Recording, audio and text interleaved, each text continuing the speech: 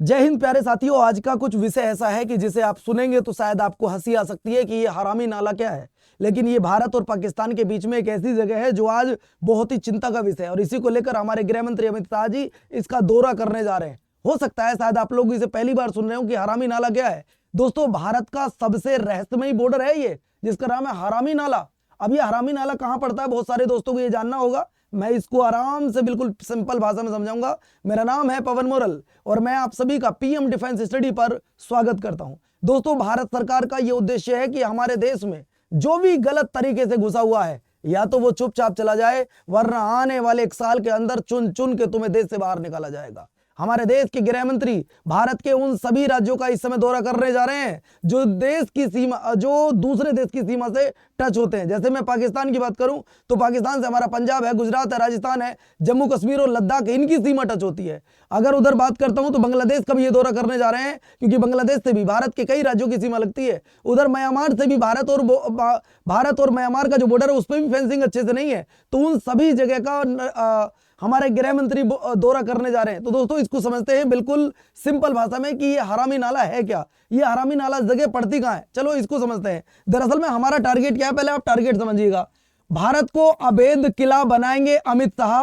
पाकिस्तान, बांग्लादेश समेत देश की सभी सीमाओं को सुरक्षित करने का हमारा एक प्लान है। आपने देखा होगा जो पहले बड़े बड़े राजा महाराजा हुआ करते थे, वो बड़े बड़े किले बनाया करते थे कि अगला कोई अटैक करेगा तो उससे बड़ा किला हमारा कोई इंपैक्ट नहीं पड़ पाएगा, कि उस राजा का किला इतना बड़ा। पवन एक राजा थे, उनका एक इतना बड़ा किला था कि किसी ने अटैक किया भेद नहीं पाई, इतना तगड़ा किला था। और वो अपने किले से ही दूसरे किलों पर वार किया करते थे, वहीं से तोप लगाए रखते थे। तो वही प्लान हमारे देश की सरकार का है, गृह मंत्री अमित शाह जी का प्लान है, और वही माननीय देश के प्रधानमंत्री नरेंद्र मोदी जी का प्लान है। आइए दोस्तों जानते हैं इसके बारे में और अच्छे से समझते हैं। दोस्तों, ये वो देश है पाकिस्तान और बांग्लादेश, जिनको लेकर हमारे गृह मंत्री बहुत चिंतित हैं कि कैसे पूरी तरीके से फेंसिंग की जाए। जैसे कि आप सभी जानते हैं कि भारत और पाकिस्तान के बीच में भी 100% फेंसिंग नहीं है। कुछ हिस्सा ऐसा है जहां फेंसिंग आज भी नहीं हो पाई है और शायद आगे भी नहीं हो पाई, क्योंकि वो एरिया दलदला है। क्योंकि दोस्तों, जब ये बात है 1947 का, जब देश का बंटवारा हुआ था, दोनों देशों के बीच में रेखा खींची गई थी, तो रेड क्लिफ साहब यहाँ रेखा इसलिए नहीं खींच पाए थे क्योंकि ये दलदला इलाका था। अब दलदले इलाके का इसे उछला हुआ उतला भी बोलते हैं ना। यहाँ पता कि कब पानी ऊपर हो जाएगा, ना ये पता कब यहाँ पानी कम हो जाएगा। तो ये दलदला इलाका है। आपने देखो दलदले इलाके में आदमी जितना जोर लगाता है उतना ही नीचे धंसने की कोशिश करता है। तो ये दो ऐसे देश हैं जहां से कोई ना कोई आए ना दिन हमें घटना मिलती रहती है कि आज पाकिस्तान के वो 3 लोगों को पकड़ गए जो अवैध तरीके से घुसने की कोशिश कर रहे थे। और बांग्लादेश से हमारे भारत के कई राज्य, 5 राज्यों की सीमा टच होती है। उनमें सबसे ज्यादा होती है पश्चिम बंगाल की। तो पश्चिम बंगाल और बांग्लादेश का जो बॉर्डर था उसमें फेंसिंग अच्छे से नहीं है। और जैसे ही अब पश्चिम बंगाल के नए सीएम साहब बने शुभेंदु अधिकारी जी, उन्होंने जमीन खरीद कर सेंट्रल गवर्नमेंट को दी है। अब जिसपे फेंसिंग का काम चालू है, अब फेंसिंग हो जाएगी तो शायद हो सकता है फेंसिंग होने के बाद बांग्लादेश की तरफ से जो अप्रवासी लोग हैं जो अवैध तरीके से घुस रहे वो ना है।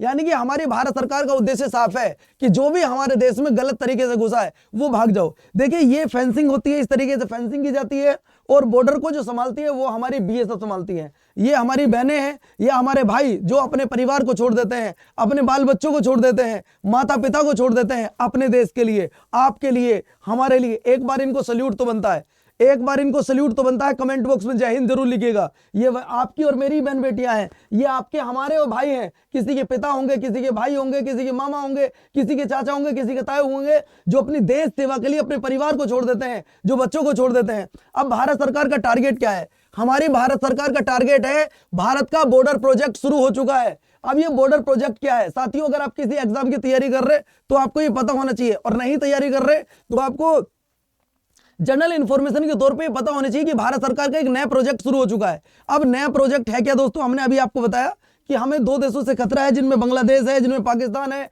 ऊपर चाइना बैठा है, और अब तो म्यांमार भी आजकल आंखें दिखा रहा है, आंखें तो नेपाल भी दिखा रहा है। जिनके लिए हमने कभी काम किया आज वो हमको काम आंखें दिखा रहे हैं, बट हम आंखों से ना पहले कभी डरे थे ना आज कभी डरे। क्योंकि मैं एक लाइन हर वीडियो में बोलता हूं कि हम उस देश के नागरिक हैं, तुम प्यार से बोलो तो जान ले लो हमारी, अगर आंखें दिखाओगे तो आंखें निकाल लेंगे हम तुम्हारी।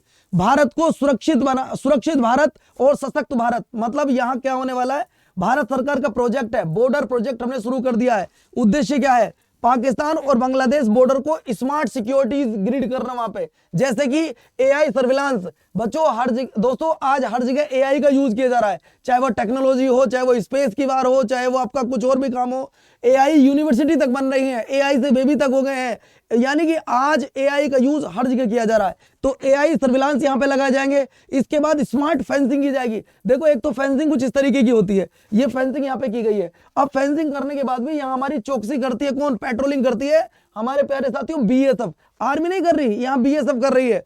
इसके बाद मैं आपको बताना चाहूंगा, जब स्मार्ट फेंसिंग हो जाएगी तो हो सकता है यहाँ पे कुछ ऐसा कुछ हो सकता है टारगेट रखा जाए कि अगर कोई इनको छूने की कोशिश करता है, इन तारबंदी को छूने की कोशिश करता है, तो हो सकता है इसकी सूचना तुरंत मिल जाए, है ना। इसके बाद नेक्स्ट क्या? ड्रोन। समय समय पर ड्रोन उड़ते रहेंगे, जिनके ड्रोन के माध्यम से भाई एआई का समय आ चुका है, एआई को एक्सेप्ट कर लो अभी भी साथियों, यानी कि ड्रोन के माध्यम से भी अब हम अपने बॉर्डर की निगरानी रखेंगे।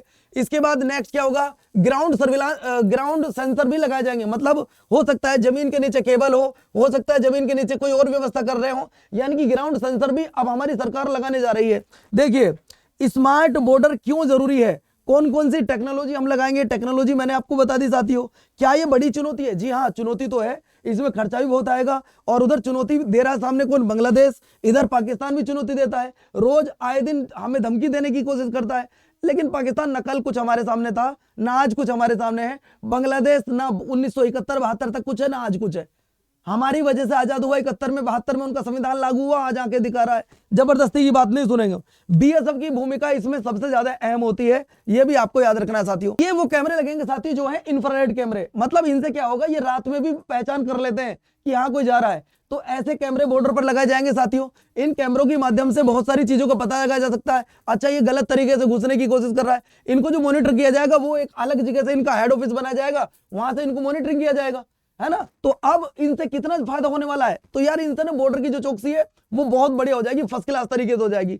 हमारे देश के प्रधानमंत्री जी नरेंद्र मोदी जी और गृह मंत्री अमित शाह जी चिंता व्यक्त करते रहते हैं हमेशा दो देशों को लेकर, पाकिस्तान को लेकर, बांग्लादेश को लेकर। लेकिन अब ये ऐसी नई टेक्नोलॉजी आई है कि पाकिस्तान में हलचल मच गई है, बांग्लादेश में हलचल मच गई है। अभी हमारे देश के गृह मंत्री 5-6 दिन की यात्रा पर निकले हुए हैं। सबसे पहले वो मैंने अभी आपको बताया गुजरात के कच्छ के रण में जाएंगे, फिर राजस्थान जाएंगे, पंजाब जाएंगे, और इसके बाद जम्मू जाएंगे, इसके बाद आपका लद्दाख जाएंगे, उसके बाद मणिपुर के हालत देखेंगे क्या चल रहे हैं, म्यांमार बॉर्डर पर भी जाएंगे, और जो त्रिपुरा है वहां पर पहुंचेंगे। यानी कि उन सभी राज्यों का दौरा करेंगे जो इंटरनेशनल बाउंड्री जिनसे लगती है। ठीक है साथियों, मैं आपको बताना चाहूंगा, जैसे बहुत सारे दोस्त पूछ रहे होंगे, देखो भारत और पाकिस्तान के बीच में एक डिस्प्यूट सबसे बड़ा जो है वो है सरक्रिक। वैसे तो पीओके के बाद ये दूसरा पॉइंट है, पहला तो पीओके है, और पीओके तो हम लेकर रहेंगे आज ना तो आज के दिन। इसमें आपकी क्या राय, आप भी मुझे कमेंट करके बता सकते हैं कि हम पीओके को लेकर रहेंगे आज ना तो आज के दिन। पीओके हमारा होगा, चाहे वो कितने भी जोर लगा ले, उसको कोई कंट्री कितना सपोर्ट कर ले, लेकिन पीओके हम लेकर रहेंगे। ये एरिया है दोस्तों जिसको हम लोग बोलते हैं सरक्रिक। अब इस सरक्रिक को लेकर डिस्प्यूट इसलिए है क्योंकि ये एक दलदला क्षेत्र है, तो इस पे सही तरीके से बॉर्डर बन नहीं पाया। तो अब इसे पाकिस्तान अपना बता रहा है, भारत अपना बताता है, और जबकि ये है ये भारत का। देखिए इंटरनेशनल रूल ये कहता है कि अगर कोई दलदला इलाका है या जहां पानी बह रहा है, उसका रूल ये होता है कि जो पानी के बीच का बहाव है वो आधा आपका हो जाएगा, आधा इनका हो जाएगा। लेकिन पाकिस्तान इस चीज को मानने से इनकार करता है। पाकिस्तान कहता है कि जहां भारत की भूमि खत्म होगी उससे आगे का जो है वो सब कुछ मेरा है। वो गलत है। ना हमने कल उसकी तेरी सुनी थी, ना हम तेरी आज सुनेंगे, ना तुझसे हम कल दबे थे, ना हम तुझसे आज दब रहे हैं। सीधी सी बात, नो बकवास। दोस्तों ये वो हरामी नाला, देखिए कुछ लोग इसको हरामी नाला बोलते हैं, कुछ लोग इसको धोखेबाज जगह बोलते हैं। अब धोखेबाज इसलिए बोलते हैं कि अभी आपको दिखेगा यार यहाँ तो समतल एरिया है, और अभी आपको दिखेगा 4 फुट पानी खड़ा हो गया, यानी कि अभी आपको लग रहा है 4 फुट पानी है, आप 10 मिनट बाद देखते हो यहाँ पानी सूख जाता है। यानी कि ये धोखा देना, वैसे तो पाकिस्तान की हालत फितरत में रहा है, पहले से इसने धोखा दिया है, हमेशा इसने पीछे से वार किया है। 65 हो, 71 हो, 99 हो, बस एक काम करता है, बाबूजी इस बार मुझे माफ कर दो। जैसा आपको पता होगा कि मोहम्मद गोरी जब भी भारत में पिटा करता था वो हाथ जोड़ लेता था कि बाबूजी प्लीज मुझे माफ कर दो, उसे छोड़ दिया करते थे हम लोग। 17 बार उसको पीटा, फिर हाथ जोड़े, वहां गया ऐसे। उसी तरीके से पाकिस्तान की भी हालत है, जितनी बार पिटा है हाथ जोड़ लेता है, हम इसको अरे चल कोई बात ना, अपना बालक है, छोड़ देते हैं साथियों। इसके बाद ये वो हरामी नाला जगह है जिसका दौरा करने जा रहे हैं अमित शाह जी। आज ये वीडियो बनाने का उद्देश्य सिर्फ इतना था कि मैं आपको ये बता सकूं कि ये हरामी नाला है क्या जिसका नरेंद्र मोदी जी दौरा करने जा रहे हैं। तो दोस्तों मैंने आपको बहुत ही सिंपल भाषा में बताने की कोशिश की थी। और दूसरा मैं आपको बता दूं, कुछ दिन पहले 2 पाकिस्तान के व्यक्तियों को यहाँ पे पकड़ा गया था, और वो नाव के माध्यम से यहाँ घुसने की कोशिश कर रहे थे। और जब यहाँ घुसने की कोशिश कर रहे हैं तो अवैध तरीके से आ रहे हैं, और जब अवैध तरीके से आएंगे तो हमारी जो यहाँ पे सेना खड़ी, हमारी जो बीएसएफ खड़ी है, छोड़ेगी थोड़ी ना, क्योंकि बीएसएफ बहुत अच्छे तरीके से यहाँ पेट्रोलिंग करती है। बीएसएफ वालों ने पकड़ लिया, पकड़ते चटका दिया भाई साहब। पहले तो लपड़ बजाते हैं इन पे बहुत बढ़िया तरीके से, फिर पूछते हैं कहां से आए हो। देखो पहले पीठ फौजी भाइयों की खास आदत होती है, 2-4 लगाने के बाद पूछते हैं अच्छा देश में कैसे घुसे हो। हथियार बंद है इनके सामने, देखो कैसे घुसे। ये हमारे देश के अंदर जो भी अवैध तरीके से घुसेगा, सीधी सी बात है, या तो चुपचाप चला जाओ वरना मारा जाएगा। तो ये हमारे वो भाई हैं मेरे प्यारे साथियों जो अपने जान जोखिम में डालकर हमारे देश की सुरक्षा के लिए लगे रहते हैं। इसके बाद मैं आपको नेक्स्ट पॉइंट बताना चाहूंगा साथियों, अमित शाह जी पिछली बार भी गए थे और इस बार भी मेरे प्यारे साथियों इस बार भी अमित शाह जी वहां पर पहुंचे हैं।